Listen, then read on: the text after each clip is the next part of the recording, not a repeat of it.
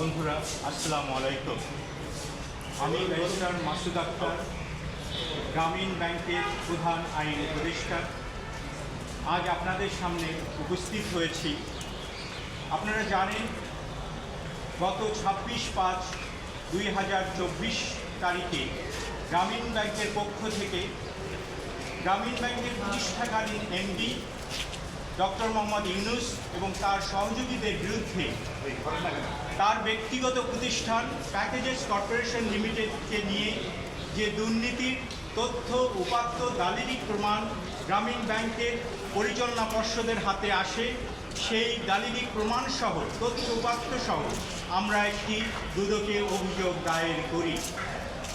উক্ত অভিযোগ দায়ের করার পর ডক্টর মোহাম্মদ ইউনুস বিগত 29 তারিখে তার বিজ্ঞ আইনজীবী ব্যারিস্টার আবদুল্লাহ আল মামুন এবং পরবর্তীতে 30 তারিখে তার ইউনুস সেন্টারের মাধ্যমে এবং গতকালকে তিনি নিজে আমাদের এই অভিযোগ সম্পর্কে কিছু বিভ্রান্তিমূলক তথ্য দেশ, জাতি এবং বিশ্বের সামনে তুলে ধরেছেন, যাতে গ্রামীণ ব্যাংকের মতো একটি নোবেল বিজয়ী দায়িত্বশীল সংগঠন, যার সাথে এদেশের 1,05,00,000 মানুষের ভাগ্য জড়িত, সেই প্রতিষ্ঠানটিকে তিনি যেভাবে তার বক্তব্যে এই প্রতিষ্ঠানটিকে মানকে তিনি যেভাবে লঙ্ঘিত করবার চেষ্টা করেছেন, তাই গ্রামীণ ব্যাংক মনে করে একটি দায়িত্বশীল প্রতিষ্ঠান হিসাবে তার এই ভুল বিভ্রান্তিকর তথ্যগুলোর সঠিক জবাব দিয়ে দেশ ও জাতির সামনে আমাদের দেশের দায়িত্বশীল মিডিয়ার মাধ্যমে সঠিক তথ্য জানানো একান্ত প্রয়োজন।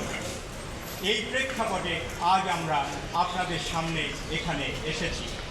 প্রিয় সাংবাদিক বন্ধুরা, আপনারা যদি দেখেন, ডক্টর মোহাম্মদ ইউনুস তার বিজ্ঞ আইনজীবীর মাধ্যমে যে বক্তব্যটি দিয়েছেন, সেই বক্তব্যটি যদি আপনারা চুলচেরা বিশ্লেষণ করেন, সেখানে 5টি বিষয় উঠে এসেছে এবং ইউনুস সেন্টারের যে বক্তব্য, সেখানেও মূলত এই বিষয়গুলো নিয়েই কথা বলা হয়েছে। এই 5টি বিষয়ে আমি উত্তর দিতে চাই। প্রিয় সাংবাদিক বন্ধুরা, ডক্টর মোহাম্মদ ইউনুস তার আইনজীবীর মাধ্যমে গ্রামীণ ব্যাংকের সৃষ্টি নিয়ে একটি সম্পূর্ণ বিভ্রান্তিকর তথ্য জনগণের সামনে তুলে ধরেছেন। আমি আপনাদের সামনে যার দালিলিক প্রমাণ আপনারা ইন্টারনেট কেন সব জায়গায় পাবেন। কিভাবে সৃষ্টি হয়েছিল গ্রামীণ ব্যাংক? 1976 সালে ডক্টর মোহাম্মদ ইউনুস যখন চট্টগ্রাম বিশ্ববিদ্যালয়ের অর্থনীতি বিভাগের একজন শিক্ষক, সেই সময় চট্টগ্রাম ইউনিভার্সিটি, মনে রাখবেন বিষয়টি, চট্টগ্রাম বিশ্ববিদ্যালয়ের অর্থনীতি বিভাগ একটি রিসার্চ প্রজেক্ট নেয়, যেটি ছিল ক্ষুদ্র ঋণ বিষয়।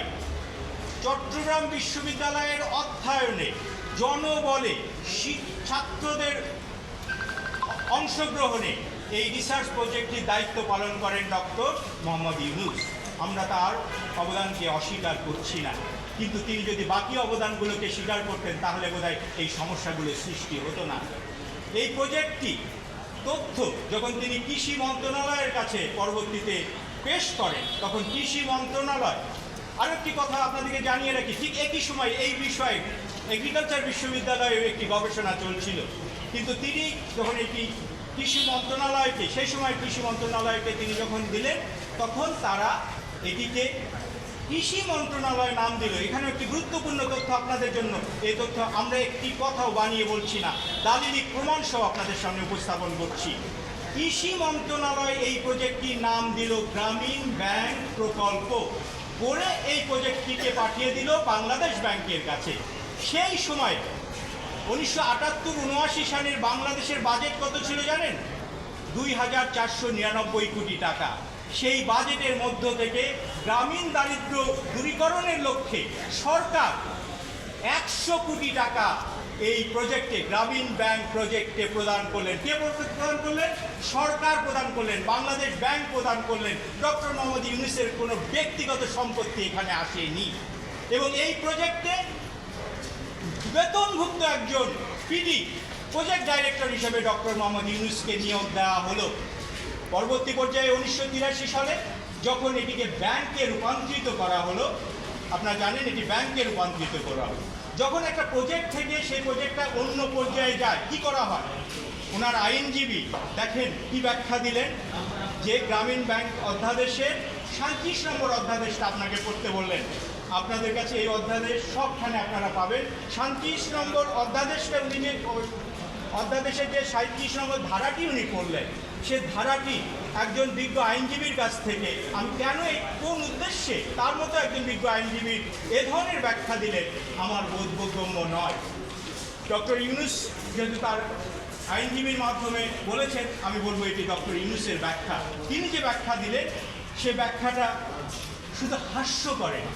একটা প্রজেক্টে যেখানে 100 কোটি টাকার সম্পদ, দেশের জনগণের সম্পদ ইনভেস্ট করা হয়েছে, কৃষি ব্যাংক ওনাকে জায়গা দিয়েছেন বসার জন্য, ওই প্রজেক্টের জন্য কৃষি ব্যাংক ওখানে চেয়ার টেবিল দিয়েছেন, সেই টাকাগুলো, সেই জিনিসগুলো প্রজেক্ট থেকে কি হলো, গ্রামীণ ব্যাংক যখন ব্যাংক হলো তখন সেই ব্যাংকে স্থানান্তরিত হলো। 37 নম্বর অধ্যাদেশ, এই গ্রামীণ ব্যাংক অধ্যাদেশ 1983 37 নম্বর সেকশনটি যদি আপনারা পড়েন, সেখানে বলা হচ্ছে ওই প্রজেক্টের কথা বলা হচ্ছে। এটা সবার সামনে আছে, এটা পড়ার জন্য আপনাকে আইনজ্ঞ হতে হবে না, এটা ব্যাখ্যা করার জন্য আপনাকে আইনজ্ঞ হওয়ার প্রয়োজন নেই, যে কেউ এটি পড়ে নিতে পারে। এটি কি পাবলিক দলিল, এবং উনি কি করলেন, অর্ধেক করলেন। এখানে যে সুস্পষ্টভাবে বলা হয়েছে যে ওই প্রজেক্টের সমস্ত সহায় সম্পত্তি গ্রামীণ ব্যাংকের আন্ডারে চলে আসলো, উনি এটি ভুল ব্যাখ্যা করলেন। এরপরে তিনি আরেকটি ব্যাখ্যা করলেন, গ্রামীণ ব্যাংক অধ্যাদেশের 19 নম্বর অনুচ্ছেদে 19 নম্বর ধারায় যে বলা আছে যে গ্রামীণ ব্যাংক কী ধরনের প্রজেক্ট দিতে পারে, সেটারও তিনি কী ধরনের ভুল ব্যাখ্যা করলেন। অর্থাৎ ডক্টর মোহাম্মদ ইউনূস তার নিজের পারিবারিক প্রতিষ্ঠানকে কী করেছেন, একটা ম্যানেজিং চুক্তির মাধ্যমে এটা দায়িত্ব নিজে নিয়েছেন। সেই ম্যানেজিং চুক্তির ব্যাপারে কোন ধারায় উনি নেওয়ার কথা বললেন, কীভাবে অপব্যাখ্যা করলেন, আমি একটু করি, coat unquote. Undertaking the management, control and supervision of any rural organization, enterprise or scheme for the benefit and advancement of landless person. এখন প্যাকেজেস কর্পোরেশন লিমিটেড একটা ছাপাখানা, এটা কোন অর্থে রুরাল অর্গানাইজেশন হয়? সাংবাদিক বন্ধুদের কাছে আমার সেটি প্রশ্ন। আসলে কি হয়েছিল আপনাদেরকে সেই তথ্যটি বলি।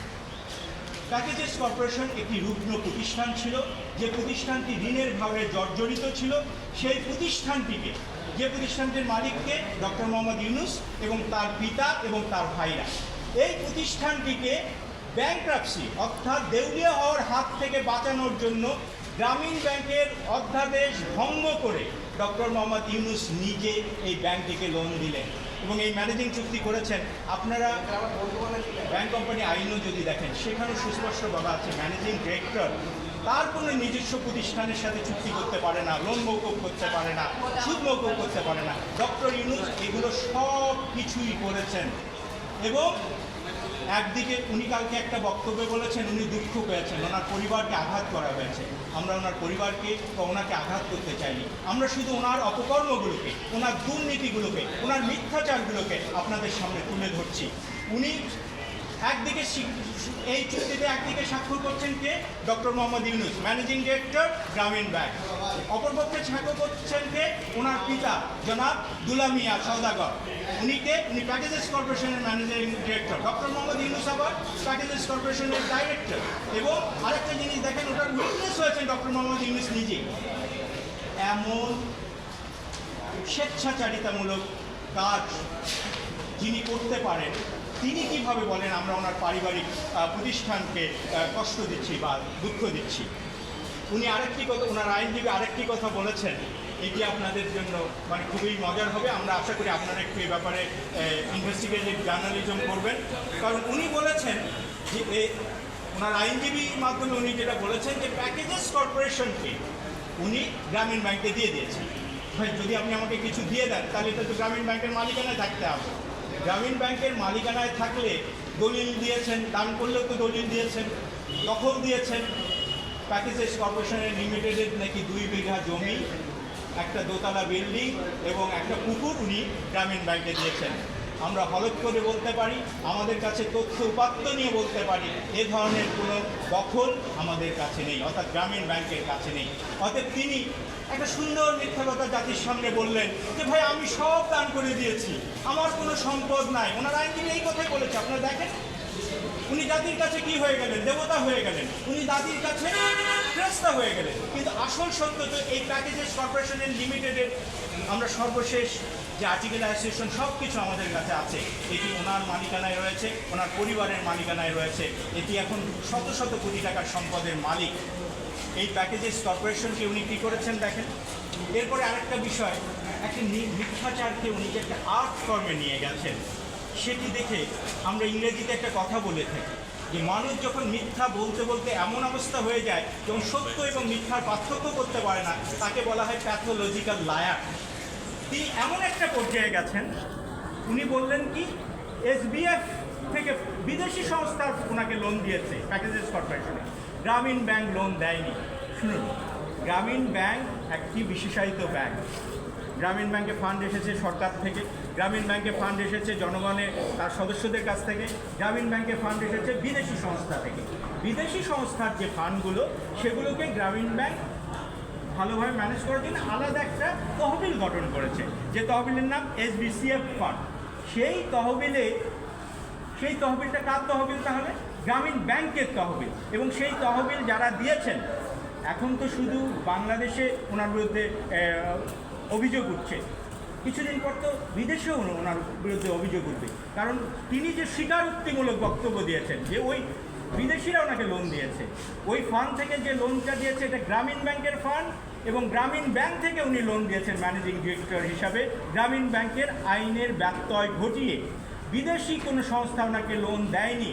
বরঞ্চ আপনারা আমাদের প্রেস রিলিজে এই ব্যাপারে আমরা ডিটেলস দিয়েছি যে অন্যান্য আরও বিভিন্ন ফান্ড কীভাবে তসরুপের কারণে ওনার বিরুদ্ধে দাতা সংস্থাদের কাছ থেকে অভিযোগ এসেছিল।